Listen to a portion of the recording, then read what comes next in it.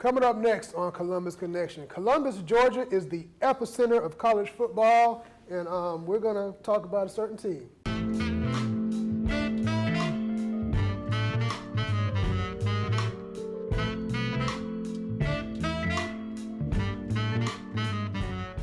Welcome to Columbus Connections. I am your host, David Britt, and if you are watching this show after January the 8th, hopefully you are watching under Georgia being the national champions for the 2017 season. If not, we're going to still have fun today because we are talking to two of the people who were on Georgia's, who played, not were just on, or at, they played on the field in Georgia's last victorious national championship. Now, if you don't realize how big Columbus is in college football, think about this now.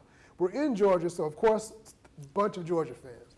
We're on the border of Alabama, and we're 30 miles away from Auburn. So when you talk college football, you have to talk SEC. And when you talk SEC, you have to talk Columbus, Georgia. They are, where else does it get any better? Columbus and Alabama's first game they ever played was, Georgia and Alabama's first game they played was in Columbus.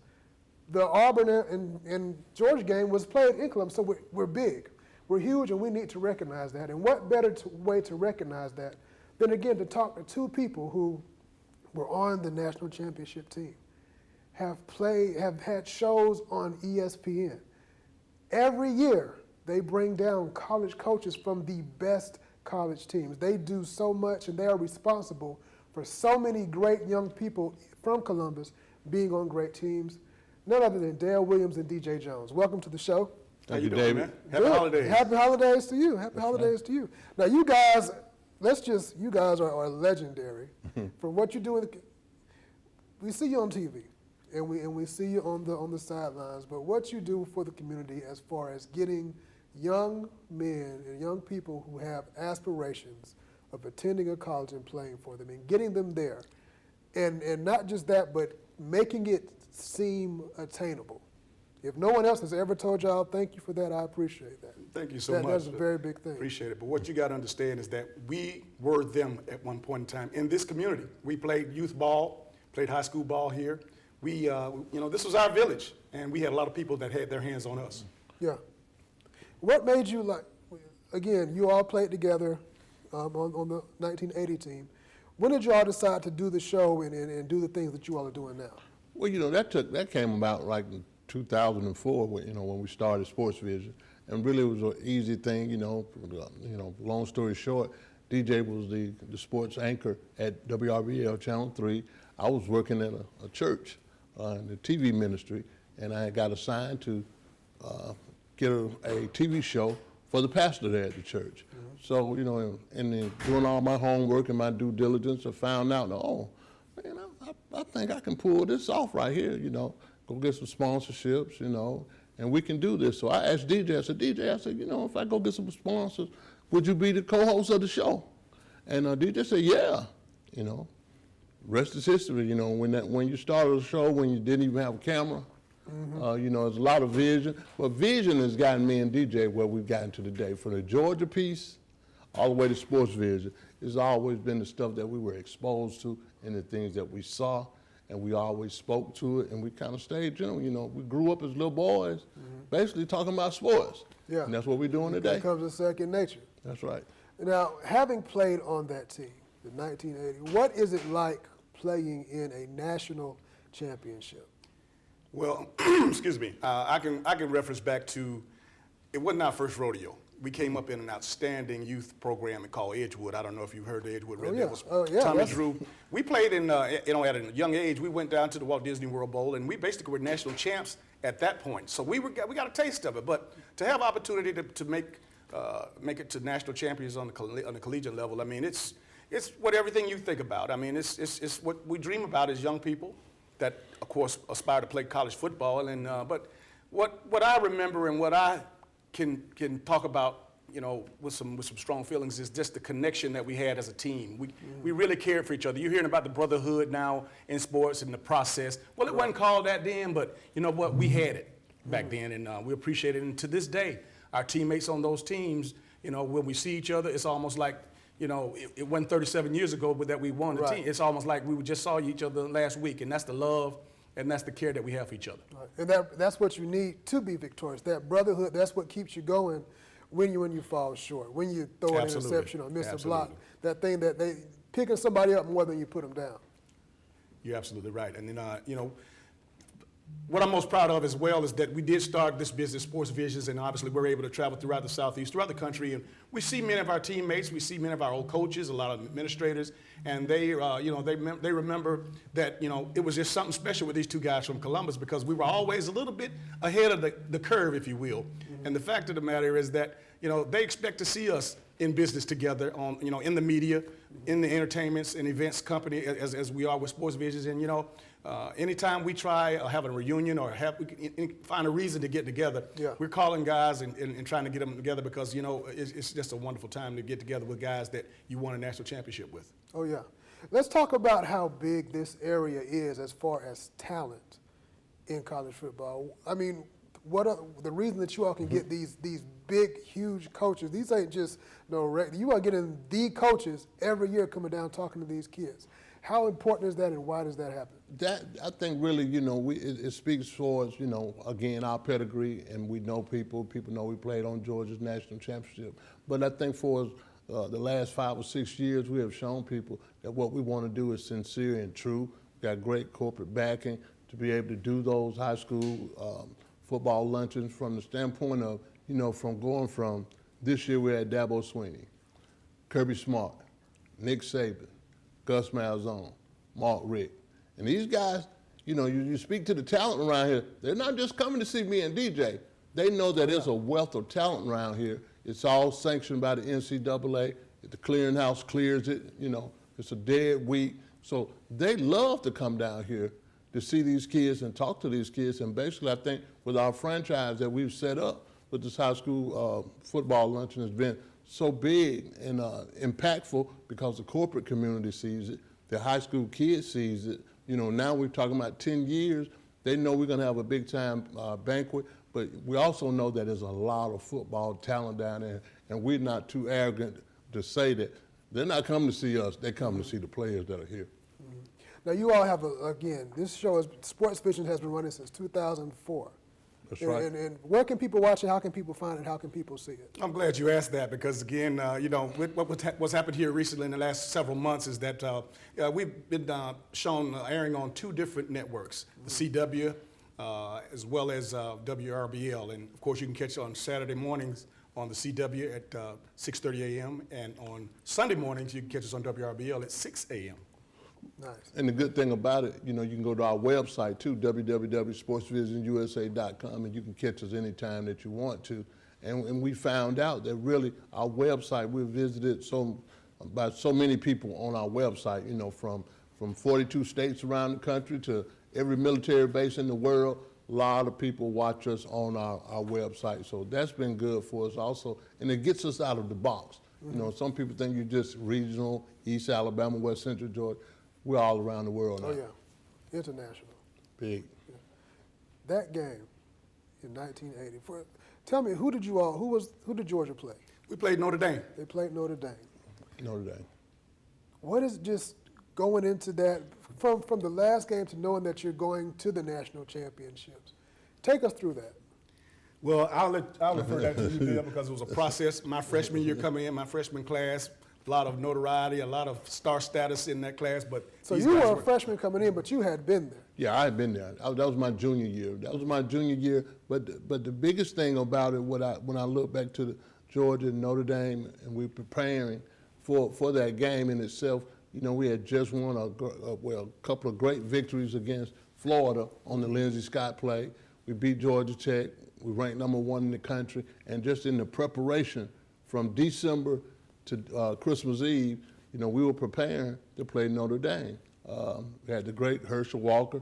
And one thing that we look back and we say now, why was that team so good? DJ's freshman class was probably one of the top freshman class ever at the University of Georgia. I think they had a record of something like 41-3 throughout his career as a freshman class.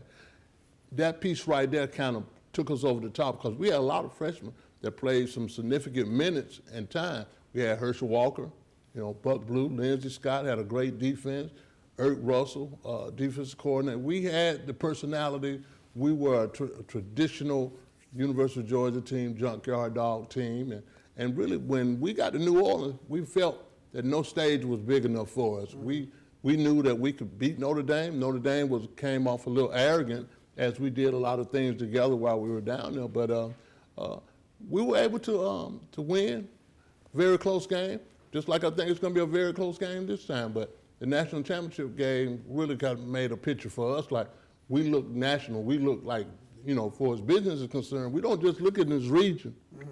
We look at it on a national picture also. Yeah. Was Georgia favored in the game, or were they the underdog? Of course not. We weren't favored. Going So against the great Notre Dame. And that's what I was leading to. Yes. People now, the way it is now is people really don't like to give the SEC the credit it deserves for just being a dominant conference. But going against the big Notre Dame, and just as in today, if Georgia played Notre Dame, I'd go for Georgia 100 times. Well, let's back it up a little bit, because again, when Dale didn't really tell you what happened the year prior. I mean, obviously the couple of years prior to that, I mean, obviously nobody in the world would have predicted that we would have won the national championship in 1980 when you consider the seasons prior to that. It was rocky roads. So Georgia had been losing a little bit. Oh, yeah. Well, my sophomore year at Georgia, we were 6-5, but we still almost won the SEC during that time. But we were 6-5, got beat by Auburn. Brooks and Creels probably had 200 yards apiece against us. We lost some. We lost our homecoming game to Virginia. Wow.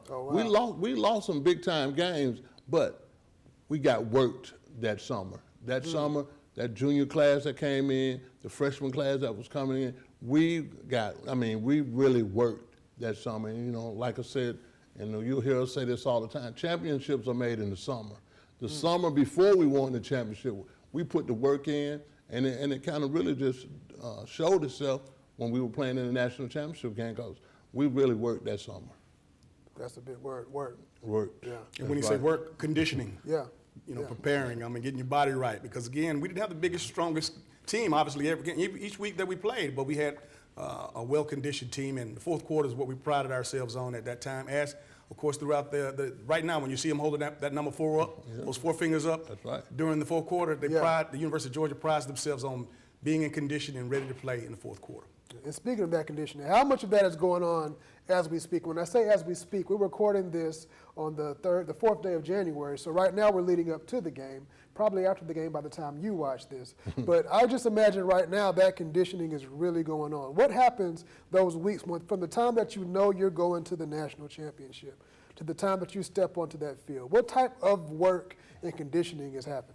Well, I think most of the hard work has been done, because obviously they had the month or the 2 weeks off for Christmas and over the holidays, but going out to the Rose Bowl, when you consider the turnaround, just a week, I mean, they're there. They have no reason to really concentrate on conditioning at this point. It's just about execution, going over some game planning, because again, from the last game against Oklahoma to now to the national championship game, I mean, realistically, you just got to make sure that you nurse all the wounds and get everybody healthy, and again, conditioning has already been done. Gotcha. And really, like DJ was saying, but from time you know what bowl game, right after the SEC championship game, you know what bowl game you're going to. The process is like that. You got to take finals.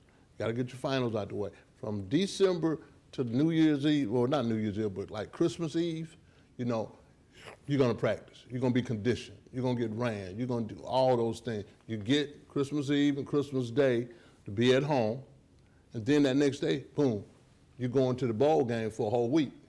So this week's game, it being the game up until the national championship game, it's just going to be like a game preparation, a week, the week of the game preparation. The conditioning piece, they're going to continue to get conditioned, but more so than anything, they're putting in game plans right now, and that's what's going on right now. Yeah. So what are your predictions? What's your prediction for the score, Alabama versus Georgia? Man, obviously everybody's going to know that, again, if they followed Sports Vision at all, they knew since the SEC championship game, I had predicted that Georgia would win, and I was pretty close in the score, same way with Oklahoma. But with Alabama, it's going to be a little different. Obviously, it's going to be a heartfelt game, but I think that Jake Fromm is going to be the difference maker. Alabama's going to stack the box. Obviously, our running game, I expect them not to stop it completely. But our freshman quarterback, Jake Fromm, in my opinion, is going to have to use the vertical game to break things open. And I'll predict 31-24 Alabama. Excuse me, 34-21 Whoa, Georgia. ooh, A slip of the tongue, just a slip of the tongue. I was like, who is this guy right here, man? Where he come from? But yeah, I think to piggyback what DJ said, I think it's going to be a very close game, very physical game. I just think defensively, Georgia got to turn up a little bit more on defense, pressure. Jalen Hurts a little bit more. I think the other piece is going to be this: the referees and the officials going to dictate how tight they can call the game. And what I mean by tight, Alabama is known for they're going to smother you on the corners with their secondary, or they're going to let them use their hands. They're going to let them be a whole lot physical. That's going to be interesting. We know they're going to be on top of Jake Fromm. They're going to try to make him throw the ball. But I think really one of the biggest things is going to be like really real simple: special teams and turnovers. Who get the turnovers? Who does well on special teams? Because I really think they're evenly matched. I think Alabama plays a little bit more aggressive on defense, but I think this time the Kirby's going to turn his guys loose to get after Jalen Hurts, and we come out with a win. Some kind of way we come out with a win, 24-20 Georgia. 24-20 Georgia. You heard it here from the Masters. Tell us again, when is Sports Visions and where does it air? Sports Vision, you can catch it on Saturdays on the CW at 6:30 a.m., or you could also catch it on Sunday on WRBL TV3. You can catch that at 6 o'clock a.m. or anytime on our website, www.sportsvisionsusa.com. Sports is plural, visions is plural, USA.com. There you go, DJ Jones and Dale Williams. Can we get a shot of the ring? Are we able to get a close-up of the gigantic ring that I have been trying to squint every time the light hits it? Yes, sir. This is the last chapter. Let me. Can I touch? Yeah, you can. Okay, I don't want to turn it into a pillar of salt. But yeah, we're looking to add another one of those to the repertoire of Georgia. Going to be whoever you root for is going to be a great game. It's just great to be in the place who has the best bragging rights. That the camaraderie of Georgia and Alabama and Auburn, to the point where UCF wants to have a parade just because they beat Auburn. But anyway, we're going to celebrate all of the SEC teams, celebrate the fact that it brings us all together. But yeah, we're going to still root for Georgia all day long. Go Dogs. We'll see you next time on Columbus Connection.